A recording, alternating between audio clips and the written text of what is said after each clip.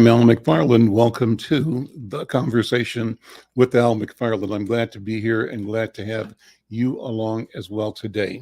Today is Monday, July 24th. I hope you had a great weekend. I did. Looking forward to a hot week coming up. They're predicting 90s, high 90s, maybe even 100.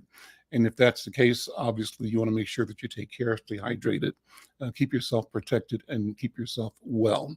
Well, as always, we promise a robust conversation. And one of the highlights of this past weekend was the CareFest Festival here in North Minneapolis. We're going to talk about that today and learn more about its history, its promise, what it does to build community, and how it celebrates the rich cultural heritage of our Caribbean families. Before we do that, I want to, as always, invite you to support this program by checking us out on YouTube, Insight News MN. So we're streaming this program across 5 different platforms. We're on YouTube Insight News. We're on YouTube Black Press USA. That's right, Black Press USA, meaning this program is being made available to our network of Black newspaper communities across the country, over 200 Black newspapers. We're streaming this program as well to Black Press USA Facebook page, the Insight News Facebook page, and Al McFarlane Facebook page. We're streaming it live on Twitter. We're streaming it live on LinkedIn.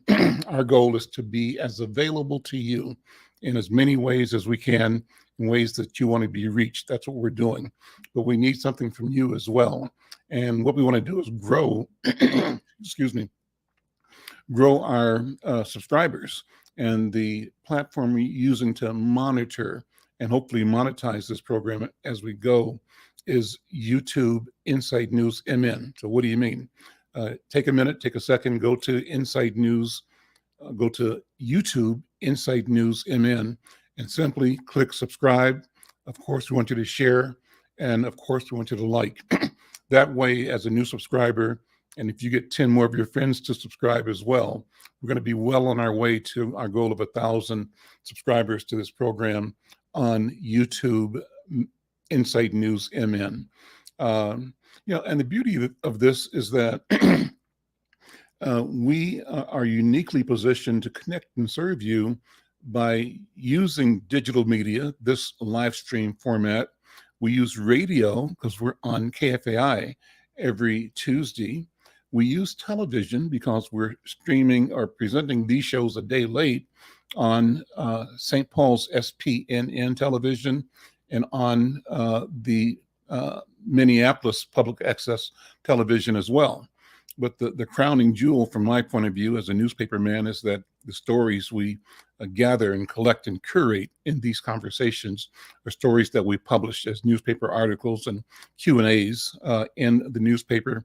We're creating a record. We're creating a documentation of who we are, where we are, how we see each other, and how we see the world. It's an important thing, and we're pleased to be in a position to deliver this value, this documentation to our community and to the world.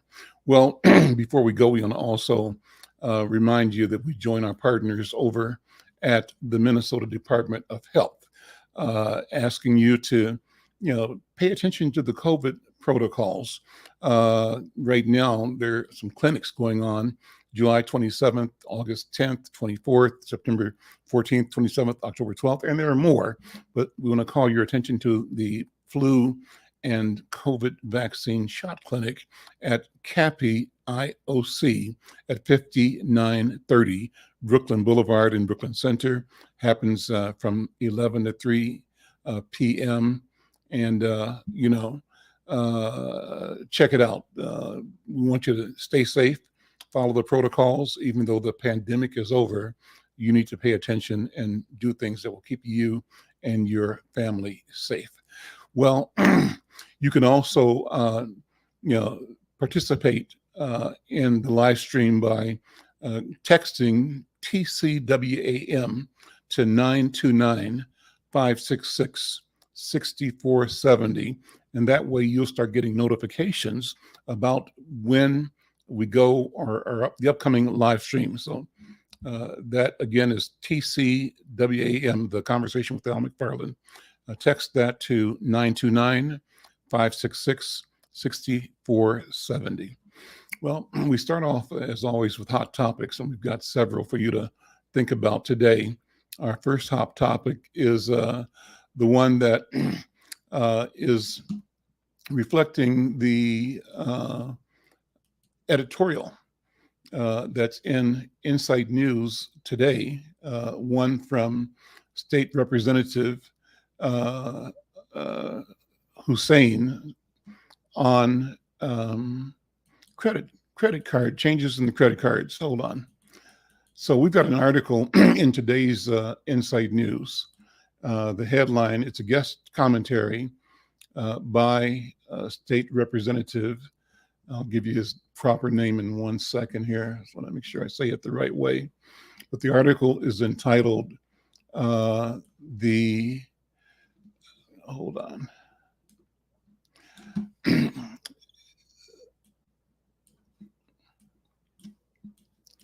Okay.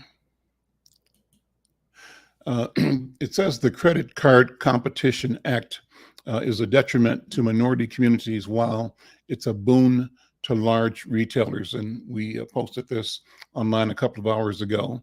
It's by Samakab Hussein, who's a representative of House District 65A in St. Paul. It's an important topic, so pay attention.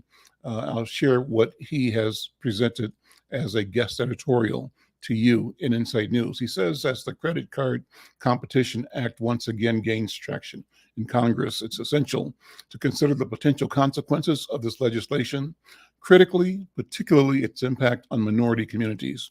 While the bill purports to promote consumer benefits, a closer analysis reveals that it would inadvertently disadvantage minority populations while favoring large retailers. The proposed act's adverse effects on access to credit cards, reduced rewards, and larger corporate profits all contribute to what he calls a concerning reality.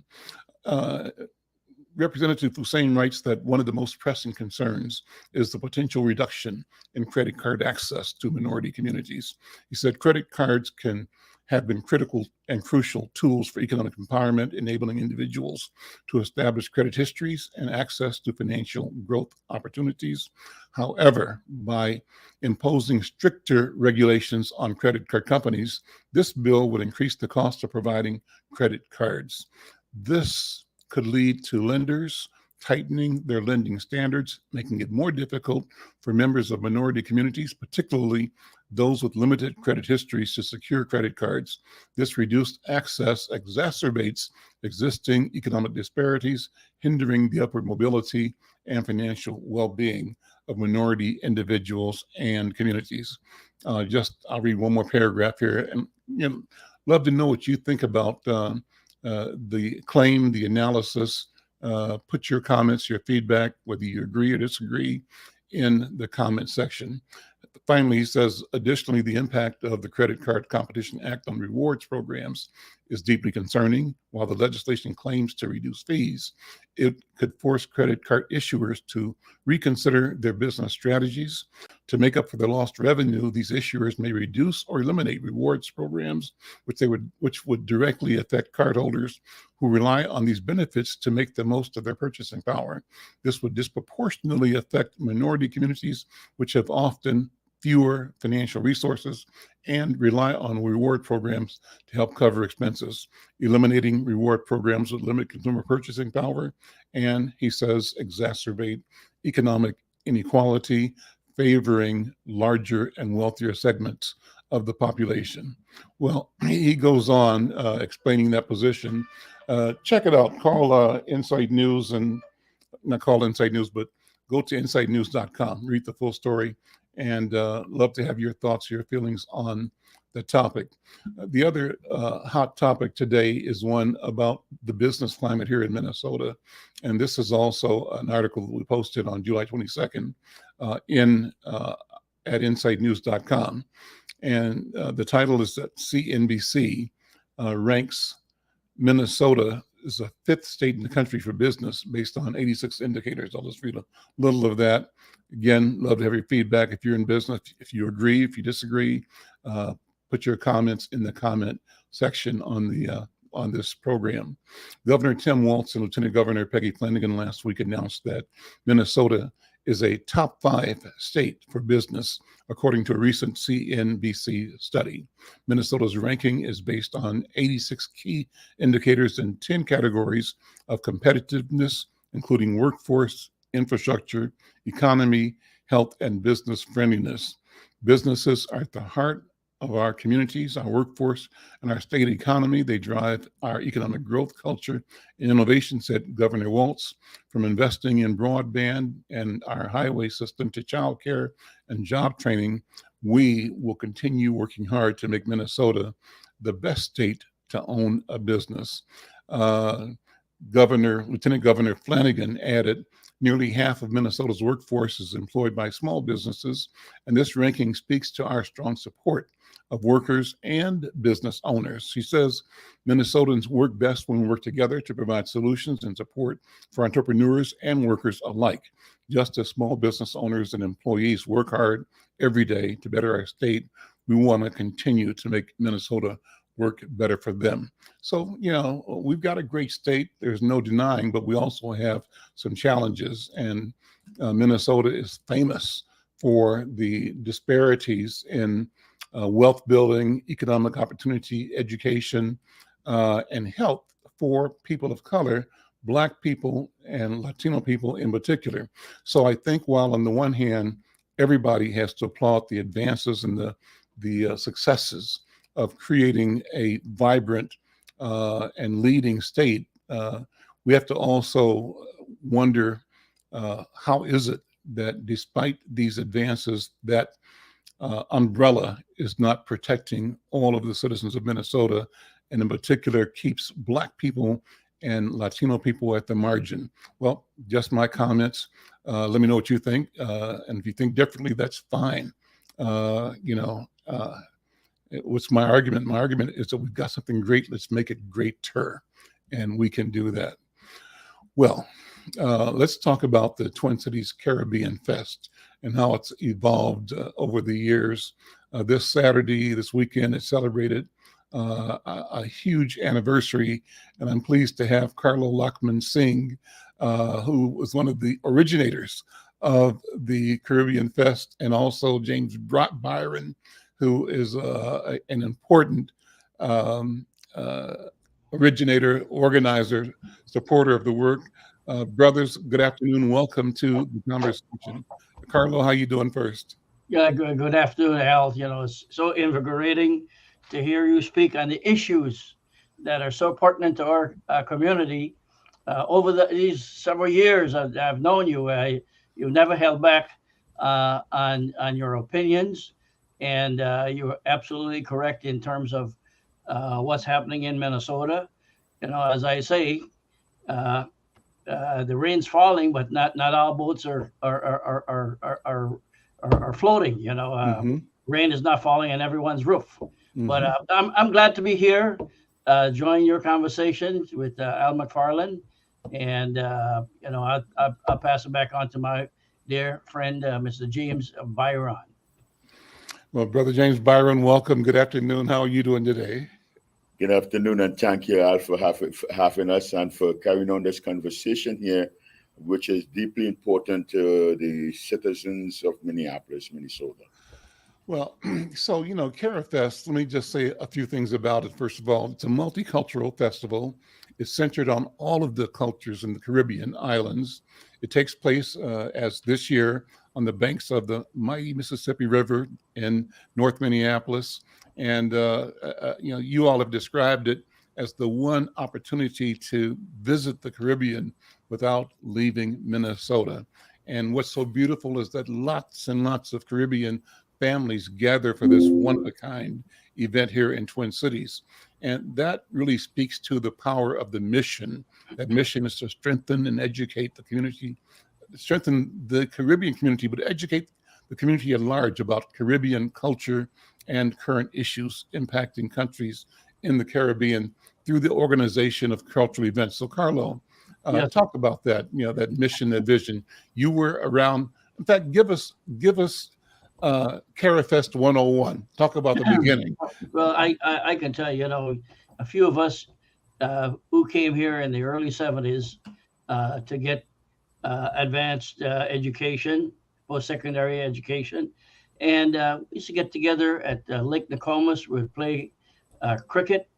And the guys decided, said, the cricket is getting big. Everybody's bringing a picnic basket. And we should try to do something to, to bring the rest of the families together in the summertime. Mhm. And in 1983, 1993, we decided to form Twin Cities Carifest, a nonprofit group, all volunteer. And we just said, we'll make our own costumes. We'll do our own floats.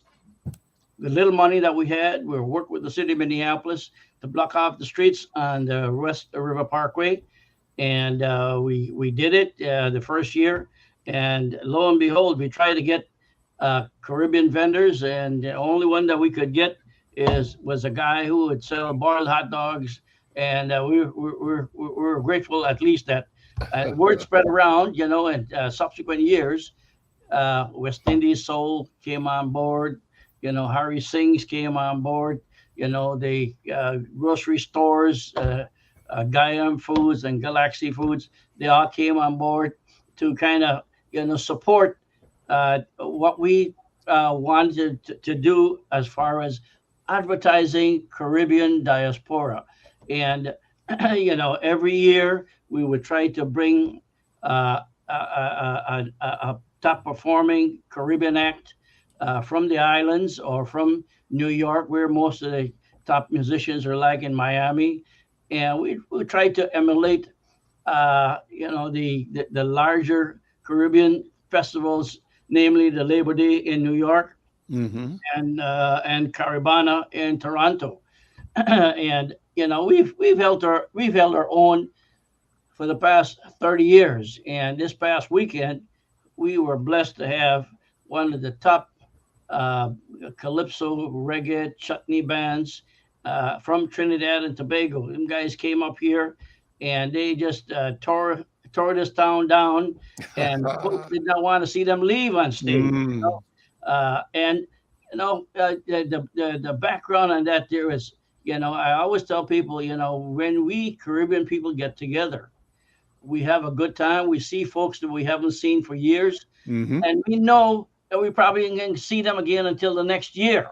Okay, but we make it happen. The food, the camaraderie, the costumes, the music, the aroma, and not to mention, the setting along the banks of the Mississippi River. Beautiful. The musicians late at night told me, said, Carlo, you guys got one of the best places to have a carnival. And we are grateful for that there. And, and lastly, I can say we get a lot of good support from the Black Minneapolis police officers to make sure that there's a nice, smooth transition with no problems. We've 30 years, we've incident free, and we're proud of our record. Awesome. Brother Byron, talk about it from the beginning, from how you got involved and how you've seen this event evolve over the years. Well, brother, you use a statement there that I love to use. I tell people, come to Carifest. You could visit the islands without buying a plane ticket. So that's my line there. But for Carifest, I came here in 89. I came in 89, and I was more with the reggae community. And then in 94, I am driving down and I saw this parade. And the person with me, I said, what's going on here? They said, oh yeah, this is a parade. I think it was the Aquatennial that day, and there was a float in the parade. And I followed the thing and ended up the river to where the Carifest is being held. And I wasn't totally involved. I remember one with Charlie, I'm there, and he's trying to get me to wear a costume. I said, nah, boy, I ain't gonna do that. And lo and behold, here I am right now inside of the organization trying to help keep alive what those people before me, the vision that they had to keep it alive and keep it going. You're sitting with some beautiful work around you. Maybe move your camera to your right, I think it is, or so we can see. Tell us what we're looking at. That's beautiful. So what you're looking at is one of our queens from Saturday. This depiction is called Fire and Ice. Right now, you're looking at the ice section, and when I turn it,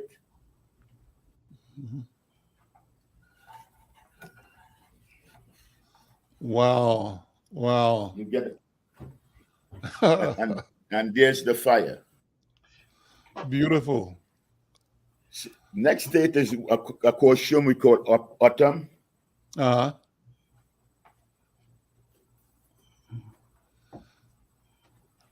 So this is where you actually build the costumes.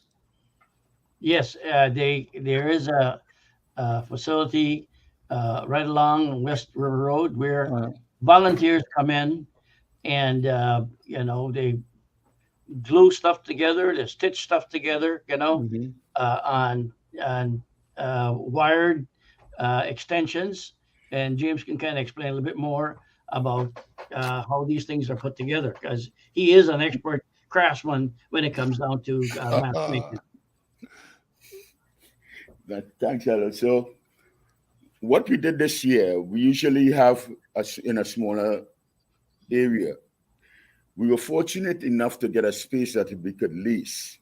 And with having that space, it enabled our volunteers to come forward and build. All these here were built by volunteers. It took days and nights to bring it to what it is today.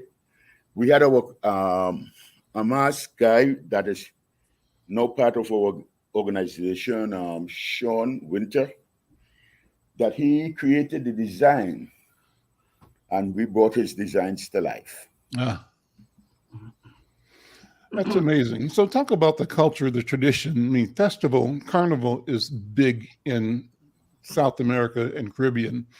Both of you talk about, as you think about carnival, what memories and what legacy do you feel obligated to represent properly and fully?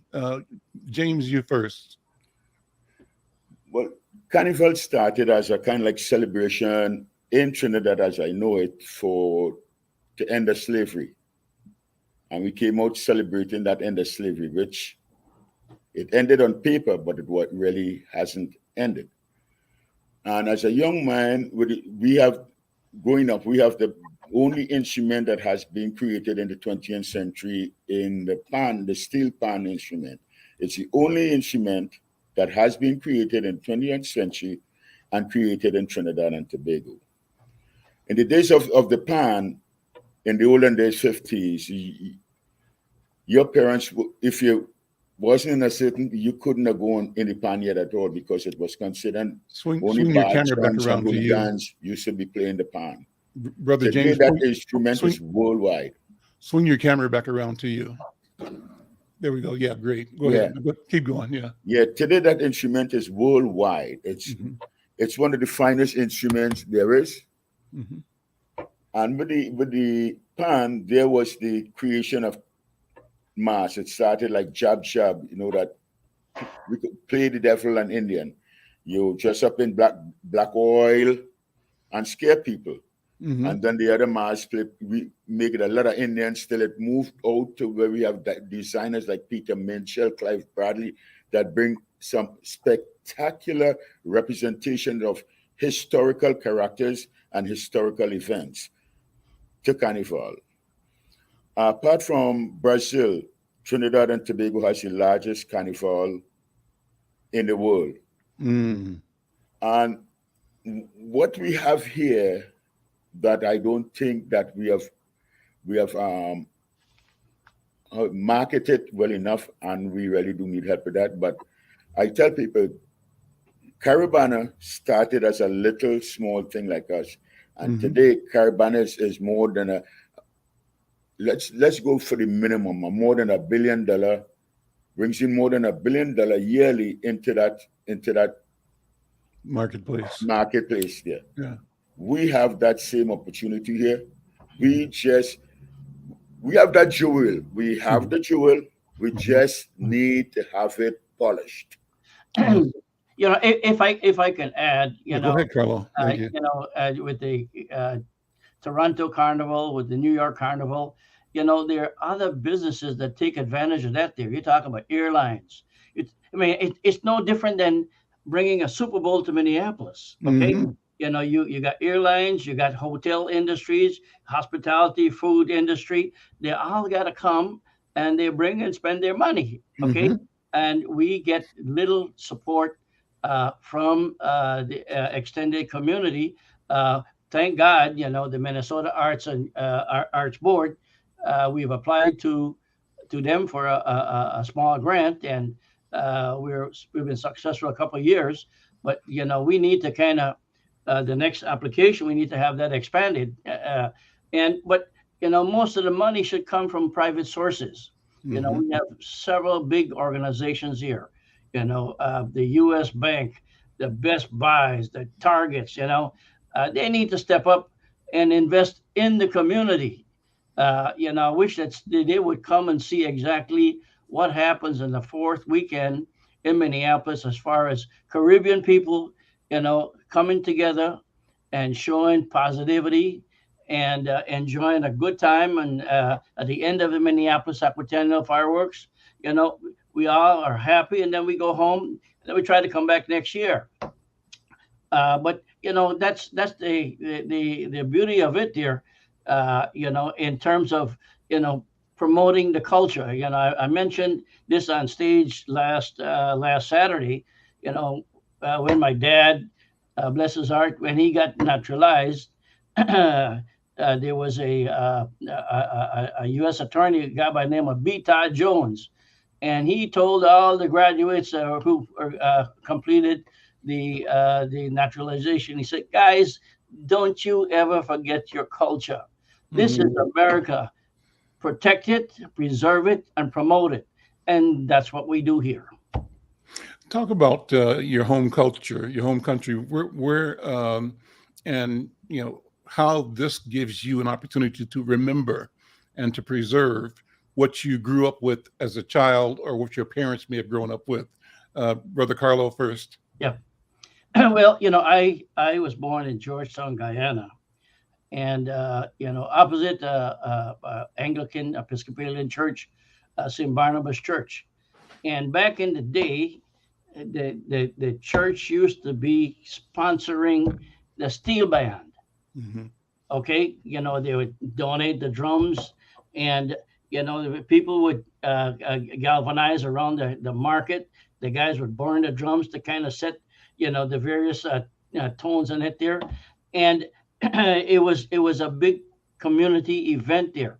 Uh, when we talk about the music and the tramping, the music used to go throughout the streets periodically just to celebrate every and anything, and with costumes, yeah, you know, and it you know, if you know Caribbean culture, you know, we embrace, you know, everybody, you know, Hindus, Muslims, Christians, Jews, you know, they all come together because, you know, that's what Caribbean is. And it's in the form of the food also. You know, we got Indian food mixed with African foods, you know, and the guys kind of combine it and they make it something bigger and better. Even the indentured people, the native Amerindians, you know, they will, you know, throw in their pepper pots with the calves rip and you know, the spices and stuff like that there.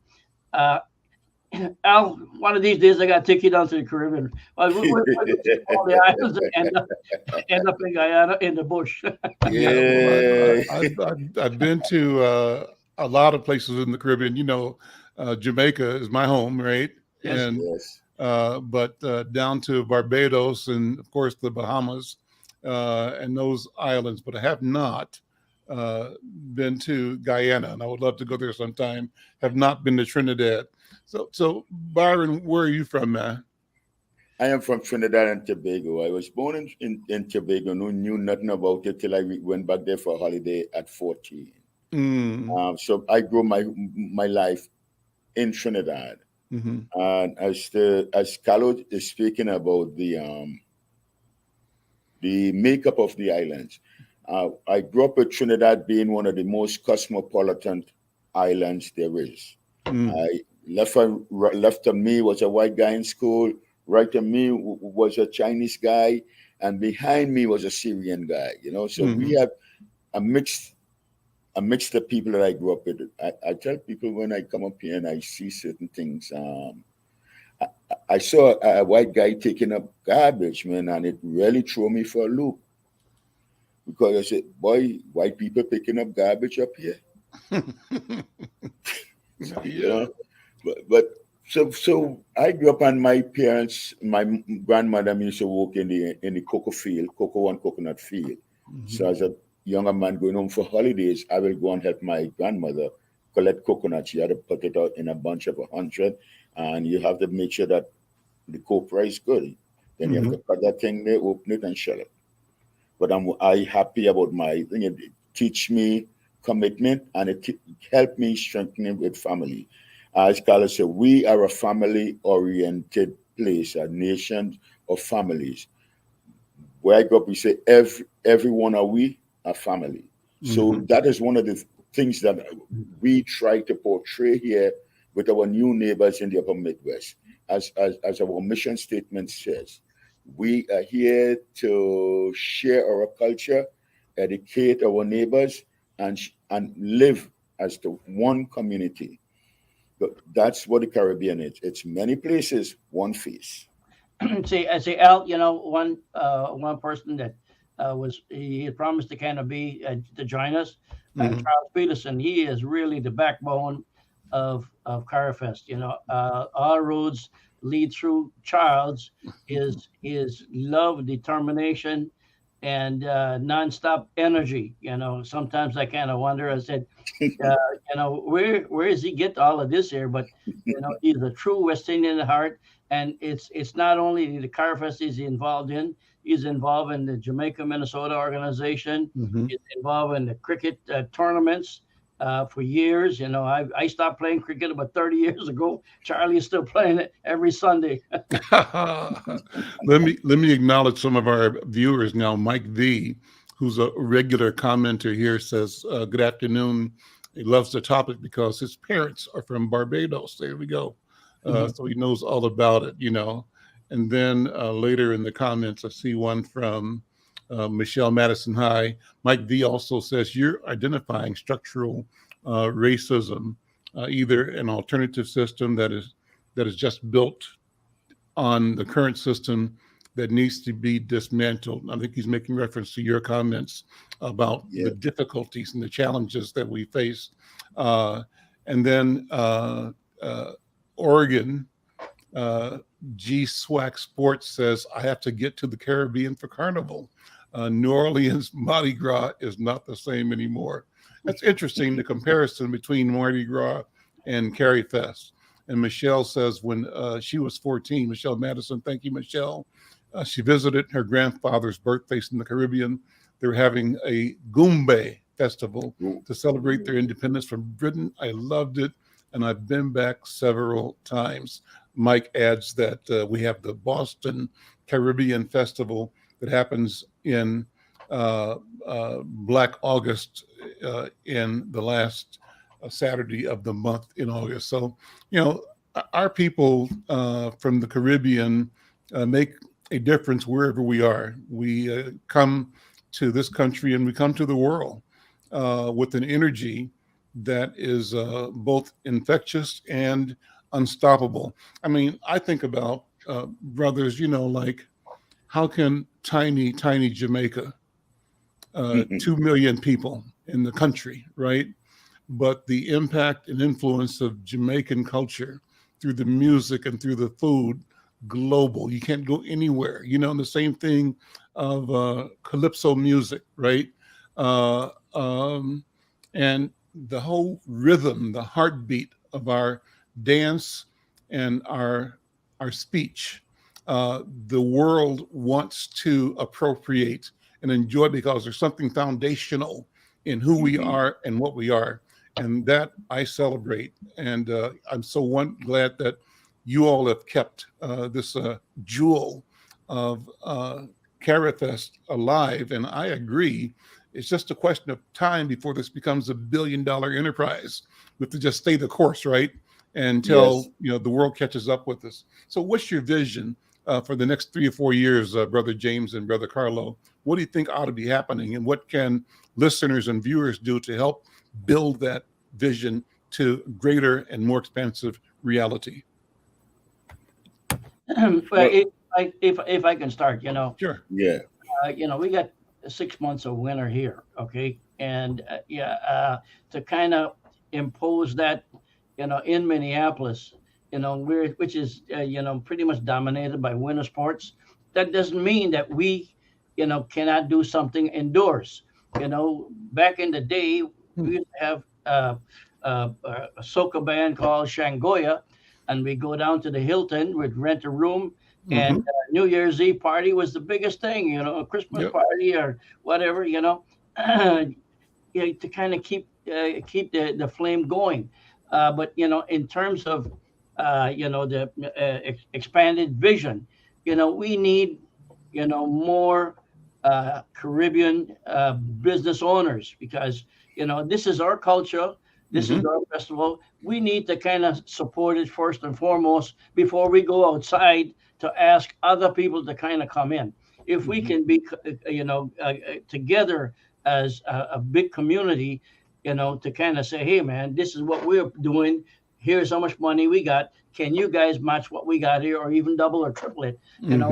That is what I would like to see happen. Few of us, do our part. But I can tell you, over 30 years, it's not enough. Guys are just sitting on the sideline.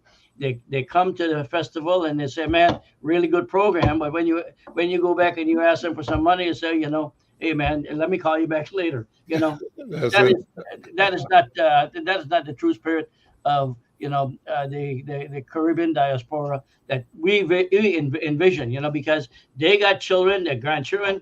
Are coming up also, just like me, but we just cannot, lose sight of it there. Brother James, what you think? So I agree with everything Carlo had just said. So we have kept this little jewel, this little flame lighting for 30 years without major fuel. Our fuel is not diminishing, but we need to replenish our canisters. We need the people to come out and support the festival. Earlier on, let's say if our bill was $1 in 1993, our bill is $7 right now in 2023.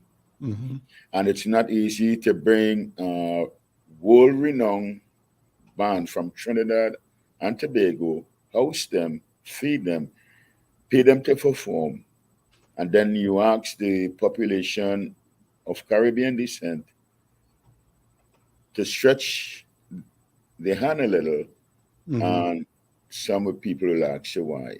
I remember somebody asking me when I said, well, at one time we had asked for a $6 donation, and a gentleman turned and said, why should we pay? It used to be free. But I said, we have bills to pay, and that ain't free. Freedom is not free. Well, exactly. But we tried to kind of tell them, say, yes, there's the great Minnesota get together at the State Fair. You look at that there and look at what we got here, and there's a mild difference here, because you see your own people. You feel so comfortable. The smells. There's some of the places here, you get all the food there. Guys come and say, hey, I want goat curry or oxtail and stuff like that there. You go to the State Fair, you got to go dig and try to find it, and probably it's not there. Yep. Well, listen. Brother Al, go ahead. we have kept this festival alive without any major help. Like I said, we were fortunate to get a grant from the State Arts Board, and we sometimes get a grant from the Metro Regional Council. Mm-hmm. But the festival has grown into this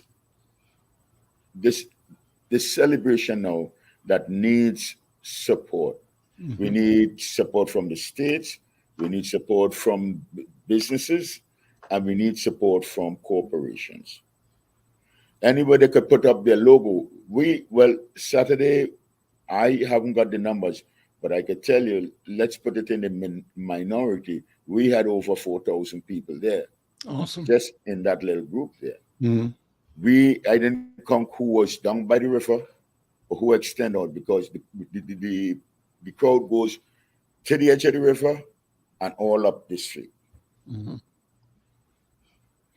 There was not a parade this year, right? Oh yes, there were. There was a parade. Okay, the parade was excellent. And these pieces were in the parade. Okay, that's right. Okay. Yeah, I was there early in the morning. When you that setting outside up, you cannot see right now. That's outside. That it's white in color and really huge. Okay. Yes, Brother Al, I saw you right there in the morning with your bike there. Bicycle ride. You ready for Major Taylor? You ready for Major Taylor bike tour and Louis Moore? Yeah, absolutely. It's what's his name? Taylor that got me riding with Major Taylor Club. So yeah. Louis Moore, that whole group. Well, listen, so what about next year? What's going to happen next year based on the success of this year? What do you guys see for next year? And I'm asking this so that maybe we can make sure we send copies of this interview to, so anybody that catches and watches the interview should download the interview and send it to the people you work for. You work at Target, you work at General Mills, you work at 3M, you work at, say, the Ordway Theater, the Guthrie Theater, you work at First Bank or U.S. Bank or Wells Fargo or Chase or Bank of America. If you are in our community and you work in one of these corporations, you should take the lead. You take the lead, download this and say, look to your colleagues, in the corporate suite or in the community affairs section, the DE&I, and say, here's an important event, a genuine, authentic place to connect with people that represent the finest of community development, of cultural integrity, and of principles that really are the guiding light for humanity, for people everywhere, and that reflect the best of what democracy can be in this country. Go ahead, Carlo. Yep. What the last point I want to make, not too many festivals have survived. They have come and they have gone. Mm-hmm. We are one of a few. You probably count your one hand in terms of festivals that have survived. The city of Minneapolis are desperately trying to revive the downtown, as we just recently witnessed, and they're doing a great job. But they need to embrace us also, and include us. The Minneapolis Downtown Council. Even though we embrace the Aquatennial and stuff like that, there, we get minimal support from them. For the 30 years, they just treated us as a sidekick there, but we have not disregarded them. I mean, they're important. They got the big bully pulpit there, and these every little bit helps. Yeah. Well, so back to my point is let's make sure that we all share this to our network. Send a copy of this show to all of your Twitter friends, your LinkedIn friends, to your Facebook and IG, Instagram friends, your YouTube friends, and ask them to ask the question of themselves and of the organizations that they represent, their employers, because, I think most companies, rightfully so, are looking for ways to be authentically engaged in the community. And brothers, this is it. So I want to salute. What I can say, I mean, folks that showed up last Saturday, today they're having that conversation in their Yeah, offices and homes and saying, "Oh man, what a great weekend we had! I mean, great weather, you know, yeah, and it's not ending, and we will continue to promote it here. And Al, thanks to you for giving us an opportunity to be on your show to promote such an important event, even though it's after the fact. But next year, we're still coming at you, man. We're still yeah, coming at you. absolutely. Absolutely. We'll work together to make this thing, really what it, go to where you envision it will go. Yeah. Any last words, Brother James? Well, one thing that I really want to emphasize that Mhm. seeing that we have this new space that we are leasing, Mhm. we need help to keep it alive. Also, within the space, you cannot see it now, is our steel pan classes. We hosting classes for adults and kids. And we ask anyone who, even if you have the slightest inclination of learning to play the pan, contact us. We Ah, make the classes easy. And mhm. the instrument there, if you learn to play it, you have a livelihood right there. Steel Pan pan is a musicians are phenomenal needed instrument. all over the world. How did you describe it at the beginning? You described the instrument as something that is an exceptional instrument. I mean, I remember when I hear steel pan, it's like listening to an orchestra. Even Mhm. one replicates the complexity, yeah, and the intricacy of orchestral, sound. And how you do that, I don't know. It's amazing. It's amazing here what the every instrument you have in what you'll call one of those big orchestras, Mhm. we have it there. Uh-huh. In that little steel drum there, we have Yeah. every single. We have a cello, we have a tenor, we have a bass, we have a Mhm. double guitar, we have a single guitar. We got every instrument that you could think of. Gentlemen, thank you so much. What a great conversation. And let's plan to do some check-ins throughout the year for promoting CaraFest next year. But also, Carlo, I want to work with you and with James to highlight Caribbean businesses. Yes, I think we Yes. need to tell our story. And we yes, need to elevate, the presence, as you were saying. So would you work with me so that on a regular basis, we bring in different entrepreneurs yeah. and organizations that reflect our culture? Yeah, well, Al, I've always been involved with the National Association of Minority Contractors, Hmm. locally here and in Washington, D.C., since I started my business 33 years ago. I'm proud of my record, Mhm. and we have, yeah, that's a different story Hmm. that, you, I, and Marvin have talked about it, and Yep. we will continue that conversation. Super. Guys, thank you so much. You're Take welcome, care. sir. Thank you. Thank you for having Okay. us. I'm Al McFarlane. This is The Conversation with Al McFarlane. And on Mondays, we also have our colleague, our partner, Coach Leah. Coach Leah, good to see you. What's on the front page or the front burner from the sports world? Hey, Hey, am I in? Okay. yeah, you're here. Hi, happy Monday, everybody. So just first want to just give a little shout out to the NBRPA, the National Basketball Retired Players Association, now called the Legends, and got a little hookup from them. Uh-huh, uh-huh. They made me an honorary member of the local chapter a while back. It was probably right before the passing of Moses Malone, and I was honored to be able to attend his homegoing with the Legends. Mhm. And they said, well, you're our little sister. You didn't play in the league, but you worked for the league, for the WNBA, Mhm. and so we know that you do a lot of work in the community with us. So we're going to make you our little sister and an honorary member. So I've taken that to the bank, and anytime I can attend any other events and get some little gear, I do so. But yeah, it's a very amazing organization that does a lot of work with our retired players from both the WNBA and the NBA. And so anybody gets a chance to attend any of their events, their fundraising events, if they're doing any appearances, go check them out. They have just a wealth of knowledge of being the retired players, and for the players that are looking to be in either of those leagues, or to anybody who is wanting to perhaps play any professional sport. They're a wealth of knowledge. So anytime that you can just be in the room with any of them and just listen to their stories, and some of them are not very old, but some of them that have some amazing stories to share, and just a ton of wisdom. So just wanted to give that little note out. So I'm going to go into the rest of my little shameless plugs, trending topics. So now, my favorite league, believe it or not, is actually not the WNBA. I probably shouldn't say that out loud, but it's actually the Big Three. So Ice Cube's Big Three is, oh my goodness, so exciting.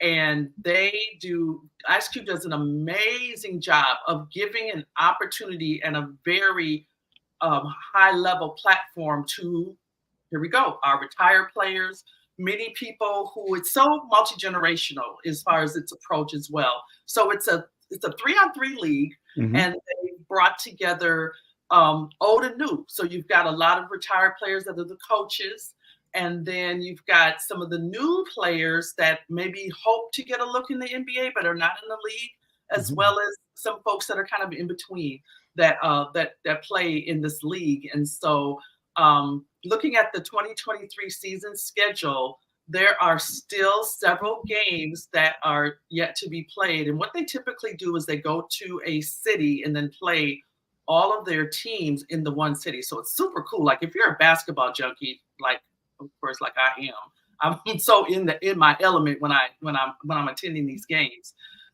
You will get just well more than your money's worth. So they might have 5 games or 7 games involving X number of teams over several days. Yes. So next Sunday the teams will be playing at the Garden in Boston, and then on Saturday, August 5th, they will be in Charlotte, North Carolina, and then for week 8 they will be in Detroit, Michigan, at the Little Caesars Arena. And they have yet to announce their playoffs, where they're going to be playing the playoffs, as well as the championship. And the past couple of years, they had some really exotic locations. And so the teams were really wanting to make sure that they got there to play in the championship game. I believe they were in the Bahamas last year. So have you been to any of their games yourself yet? Absolutely. I've been to several games. And so explain the excitement. I mean, I'm imagining, I've seen some video of the 3-on-3 league, usually like in New York or the big cities, right? But Ice Cube took it to another level by forming the league. Is that correct? Exactly. And so, it's like going to a glorified, like a Rutgers, if you're familiar with the Rutgers League, or if you're familiar with where you would just go to your favorite park, or even a Pro-Am, the Pro-Am leagues that are just so historically known. This takes that to a whole nother level, because you have performers at halftime, you have just the music in the background. It's just the court is just one court. It's just one court that has this half court 3-on-3, and it's just it's really kind of hard for me to put into words how exciting it is. But I've been to several games, and so another shameless plug. I had growing up in Minneapolis and having some dear friends from there. But my godson is Royce White, who was the #1 pick of the 2019 Big Three draft. And so many people from the Minneapolis, Minnesota Metroplex are familiar with the name Royce White for a lot of different reasons. But that's my boober. I'm going to say that out loud. It's his childhood nickname that we call him. Those of us that love him call him Boober. And he's just doing a phenomenal job on the power who is coached by none other than Nancy Lieberman, one of the female coaches of the Big Three. So I'm going to be doing a whole story on Nancy Lieberman and the Big Three. But fun fact, Nancy Lieberman, as well as Lisa Leslie, as the female coaches of the Big Three, have two of the winningest records of all time in the Big Three. How about that? Oh. Yeah, so I'll be doing something really, really cool surrounding that. So just really quick, I know that we're running out of time here, and I just and I thank you again for always having me on Mondays.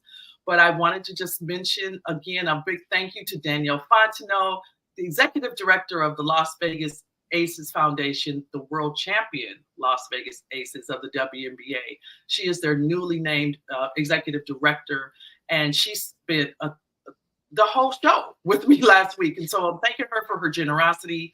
Again, check out the replay on demand on our YouTube channel, Insight News or Black Press USA. Listen to the show on podcasts.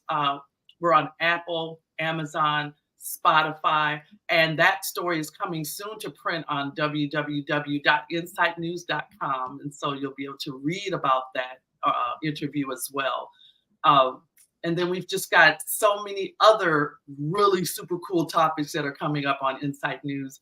So be sure to tune in tomorrow for Coach Leah's After the Whistle live Tuesdays, 4 p.m. Central Standard Time.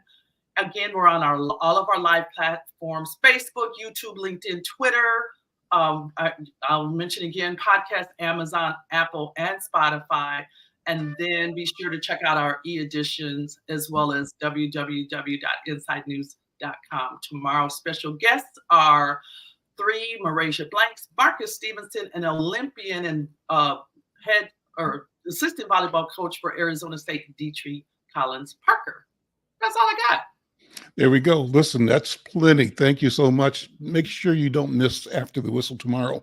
Well, we're going to close. Before we do, we want to again invite you to join our friends over at the Minnesota Department of Health in keeping our community, keeping yourself, your family COVID aware. And so I want to point you to the July 27th event at CAPI OIC at 5930 Brooklyn Boulevard, Brooklyn Center, 11 to 3. It's an event that's free and open to the public. The health department is encouraging everyone to get vaccinated against COVID. Make sure you are protected. And with that, we close today's show. Join us tomorrow. I'm Al McFarlane. This is The Conversation with Al McFarlane. We'll see you tomorrow. Bye-bye.